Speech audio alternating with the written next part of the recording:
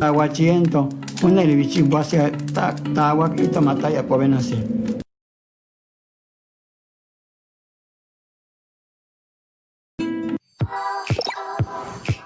Secundaria, tercer grado.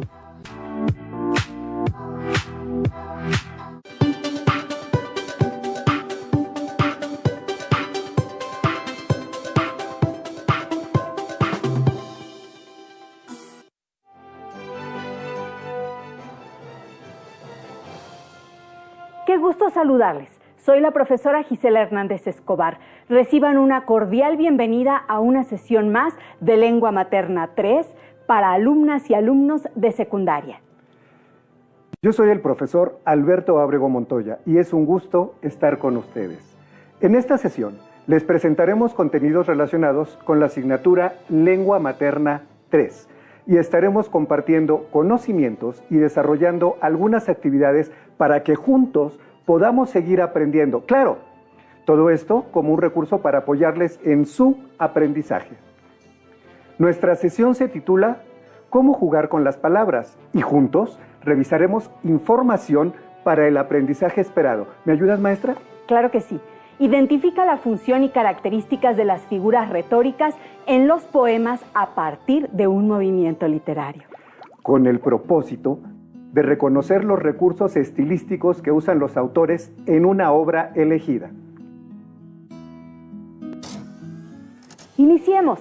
Los materiales que vamos a utilizar en esta sesión de cómo jugar con las palabras son cuaderno. No se preocupen, recuerden que pueden reutilizar uno que no hayan terminado el ciclo anterior. Bolígrafo y su libro de texto. Les sugerimos que en la medida de lo posible tomen notas y registren todas aquellas dudas, inquietudes o dificultades que surjan durante el planteamiento de nuestra sesión, las cuales podrán resolver posteriormente, ya sea al consultar su libro de texto o al reflexionar en torno a los retos que les propondremos. Para iniciar, les compartiré Nublos, un poema de Fernando Zelada, autor nacido en Xochimilco, Ciudad de México, en la segunda mitad del siglo XIX. Traten de poner atención en el lenguaje y tomen nota si es que encuentran alguna palabra desconocida. Ausencia quiere decir olvido, decir tinieblas, decir jamás. Las aves pueden volver al nido, pero las almas que se han querido, cuando se alejan, no vuelven más. ¿No te lo dice la luz que expira? Sombra es la ausencia, desolación. Si tantos sueños fueron mentira, ¿por qué se queja cuando suspira tan hondamente mi corazón? Nuestro destino fue despiadado. ¿Quién al destino puede vencer? La ausencia quiere decir nublado. No hay peor infierno que haberse amado para ya nunca volverse a ver. Qué lejos se hallan tu alma y la mía. La ausencia quiere decir capuz. La ausencia es noche, noche sombría, en que ofendimos al cielo un día que así nos niega su tibia luz. Nuestras dos almas, paloma y nido, calor y arrullo no vuelven más a la aventura del bien perdido. La ausencia quiere decir olvido, decir tinieblas, decir jamás. ¿Qué tal? ¿Les gustó? A mí sí y mucho. Este poema me lo aprendí cuando iba en segundo de secundaria y además fue uno de los que utilizamos para comprender las figuras retóricas. Aprovecho para que recordemos que las figuras retóricas o figuras literarias son recursos que permiten al autor o autora escribir textos únicos y de gran expresividad. A lo largo de la historia han sido varios los movimientos literarios y en cada uno de ellos han existido formas de utilizar los elementos que hoy veremos y que practicaremos a identificar en un poema. Les habíamos pedido que tomaran nota por si encontraban alguna palabra desconocida. ¿Hay alguna? Bueno, en mi caso, lo primero que llamó mi atención fue el título, Nublos. Intuí que tenía que ver con nublado. Y después de que lo corroboré con mi diccionario, es así. Si alguien dice el cielo está nublo, se refiere a que está cubierto de nubes, es decir, nublado. Muy bien.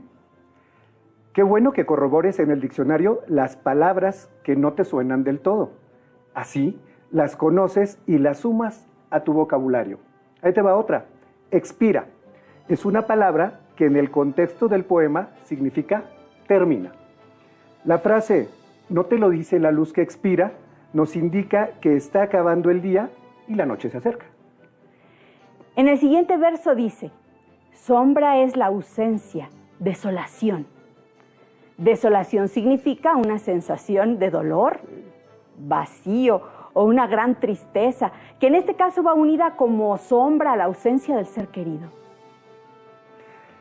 Y también tenemos la palabra capuz, que es una prenda de vestir larga y holgada con capucha que se usaba antiguamente como señal de luto. Qué lejos se hallan tu alma y la mía, la ausencia quiere decir capuz. Les tengo una pregunta. ¿Alguna vez en su localidad han escuchado que haya una escuela, una calle que lleve el nombre Sor Juana Inés de la Cruz? O mejor aún, ¿han tenido la oportunidad de leer algo de esta excelsa escritora mexicana? Sor Juana fue una escritora mexicana del periodo barroco en el siglo XVII y que gracias a su magnífica obra fue considerada como la 10ª musa. En sus poemas abordó temas tradicionales del barroco, como son el desengaño, la brevedad de la vida, los sentimientos provocados por el amor, o lo efímero de lo material, o el engaño de los sentidos. Demos lectura a un texto de esta reconocida poetisa mexicana para identificar sus recursos de estilo. Detente, sombra de mi bien esquivo, imagen del hechizo que más quiero, bella ilusión por quien alegre muero, dulce ficción por quien penosa vivo. Si al imán de tus gracias atractivo sirve mi pecho de obediente acero, ¿para qué me enamoras, lisonjero, si has de burlarme luego, fugitivo? Más blasonar no puedes satisfecho de que triunfa de mí tu tiranía, que aunque dejas burlado el lazo estrecho, que tu forma fantástica ceñía, poco importa burlar brazos y pecho, si te labra prisión mi fantasía. ¿Les gustó el poema? ¿De qué habla? ¿Hubo alguna palabra que no conocían? Tomen nota en su cuaderno, por favor. Qué emocionante resulta escuchar un texto que fue escrito hace ya 4 siglos y que plasma ideas y sentimientos que aún ahora podemos observar como actuales. Empecemos por reconocer que el poema que escuchamos, por su estructura, es considerado un soneto, lo que significa que es una composición formada por 14 versos de arte mayor. Es decir, que tienen más de 9 sílabas, generalmente en decasílabos, y de rima consonante que se distribuyen en 2 cuartetos y 2 tercetos. Vamos a hacer algunas precisiones en pantalla para ver la distribución de un soneto. Observen que dice 4 versos, 4 versos, 3 versos y 3 versos. Podemos identificar los versos como renglones y entonces el soneto presenta 4 estrofas con esa distribución. 2 estrofas de 4 versos y 2 estrofas de 3 versos. Ahora encontramos que la primera estrofa del poema de Sor Juana, en este caso el primer cuarteto, y con estos 4 versos, vamos a verificar a qué nos referimos con que son versos en decasílabos. Ayúdenme por favor a contar las sílabas del primer verso. Detente, sombra de mi bien esquivo. Perfecto, son 11 sílabas y a ello se le llama endecasílabo. Endeca viene del griego y quiere decir 11. Veamos el segundo verso. ¿Me ayudas, maestra? Claro. Imagen del hechizo que más quiero. Exacto. También tenemos otro verso de 11 sílabas o endecasílabo. Mucha atención al verso que sigue. Bella ilusión por quien alegre muero. ¿Aquí algo pasó? Sí. Al parecer es un dodecasílabo, es decir, tiene 12 sílabas. Y eso nos lleva a ver que es una sinalefa. La sinalefa es clasificada una figura de transformación. Se refiere a pronunciar de un solo golpe 2 sílabas de palabras distintas, cuando una termina en vocal y la siguiente inicia con vocal. Es entonces, en el verso, la segunda vocal de la primera palabra, ya, se une con la primera vocal de la segunda palabra y al pronunciarla suena yay. Bellay, ilusión. Al conformarse esta sinalefa, las 12 sílabas se convierten en 11 y tenemos un tercer verso endecasílabo. Revisemos el cuarto verso. Dulce ficción por quien penosa vivo. Aquí tenemos otro endecasílabo exacto. Así que podemos decir que el primer cuarteto cumple con los versos endecasílabos. Los invitamos a que en casa nos ayuden a verificar las otras 3 estrofas para descubrir la maestría de Sor Juana Inés de la Cruz en su poesía. Sigamos analizando este bello poema. Detente, sombra de mi bien esquivo. Ahora, observando sus rimas. Aquí tenemos las últimas palabras de cada verso. En los cuartetos vamos a identificar al primer verso con la letra A y a partir de ahí revisaremos las coincidencias en cuanto a la rima. Mencionábamos que dentro de las características del soneto, este debe ser consonante, lo que significa con el sonido similar. Esquivo, quiero, muero, vivo. Muy bien, profesor. Podemos apreciar así que la terminación de la palabra esquivo tiene la misma terminación y obviamente el mismo sonido con la palabra vivo. Mientras que la palabra quiero presenta la misma terminación y sonido con la palabra muero. Así es. Entonces, la forma en que representamos la rima en este cuarteto es A, B, B, A. Para que sea más claro, el primer verso rima con el cuarto y el segundo con el tercero. En el segundo cuarteto tenemos la misma distribución. Atractivo rima con fugitivo y acero con lisonjero. A, B, B, A. Llegamos a los tercetos y aquí identificamos el primer verso con la letra C y posteriormente usaremos la letra D. Observemos que en el caso de la distribución es C, D, C. Y en el segundo terceto va a la inversa. D, C, D. Satisfecho, estrecho, pecho, tiranía, ceñía, fantasía. De esta forma podemos analizar y encontrar las rimas dentro del soneto con mayor claridad.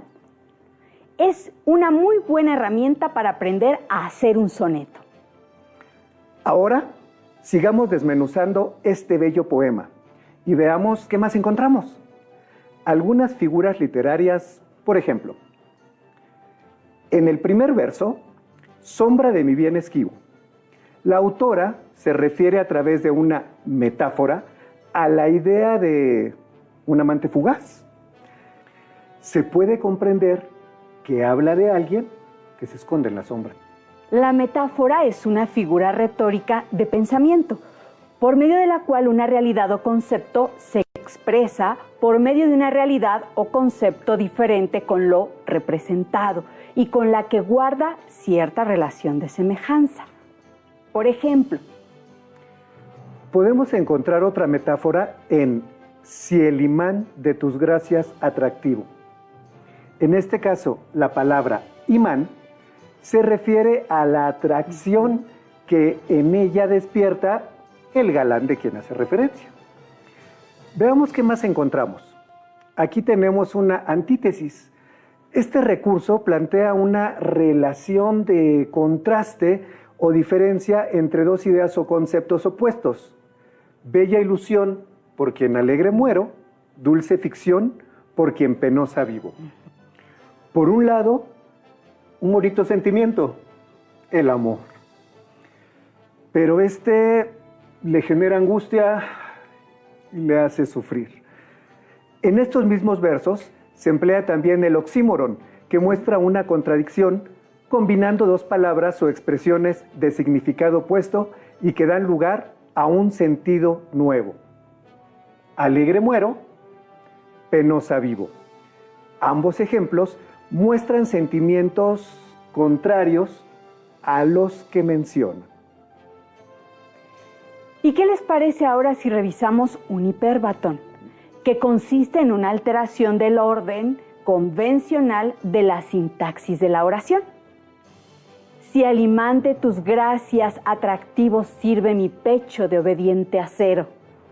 De acuerdo con la sintaxis que indican las reglas en que se ordenan las palabras en la oración, esta frase debería empezar por el sujeto, quedando como mi pecho de obediente acero sirve al imán de tus gracias.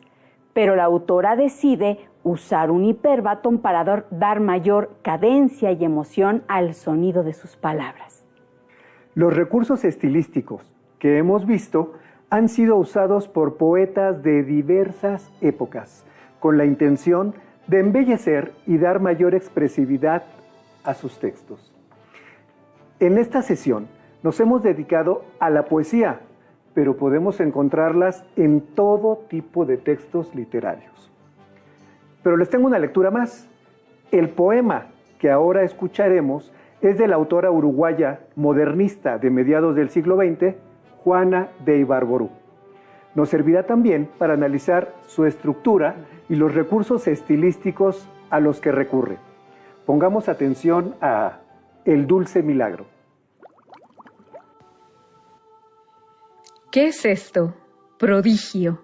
Mis manos florecen. Rosas, rosas, rosas a mis dedos crecen. Mi amante besóme las manos y en ellas, oh gracia, brotaron rosas como estrellas. Y voy por la senda voceando el encanto y el de dicha alterno sonrisa con llanto, y bajo el milagro de mi encantamiento se aroman de rosas las alas del viento. Y murmura al verme la gente que pasa, ¿no veis que está loca? Tornadla a su casa. Dice que en las manos le han nacido rosas y las va agitando como mariposas. ¡Ah! Pobre la gente que nunca comprende un milagro de estos y que solo entiende que no nacen rosas más que en los rosales y que no hay más trigo que el de los trigales, que requiere líneas y color y forma y que solo admite realidad por norma, que cuando uno dice voy con la dulzura, de inmediato buscan a la criatura. Que me digan loca, que en celda me encierren, que con 7 llaves la puerta me cierren, que junto a la puerta pongan un lebrel, carcelero rudo, carcelero fiel. Cantaré lo mismo, mis manos florecen, rosas, rosas, rosas a mis dedos crecen, y toda mi celda tendrá la fragancia de un inmenso ramo de rosas de Francia.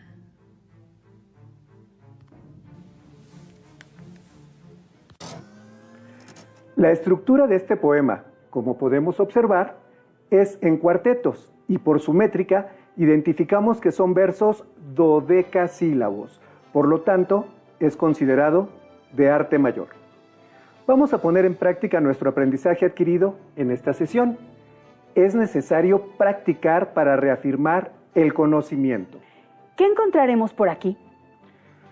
La primera en aparecer es una anáfora, o sea, la repetición de una palabra al principio de una serie de versos, como en el caso de rosas, rosas, rosas a mis dedos crecen. Tenemos también una comparación o símil. Este recurso consiste en establecer una relación de semejanza entre dos imágenes. La podemos identificar pues se acompaña de la palabra como. Leamos. Brotaron rosas como estrellas.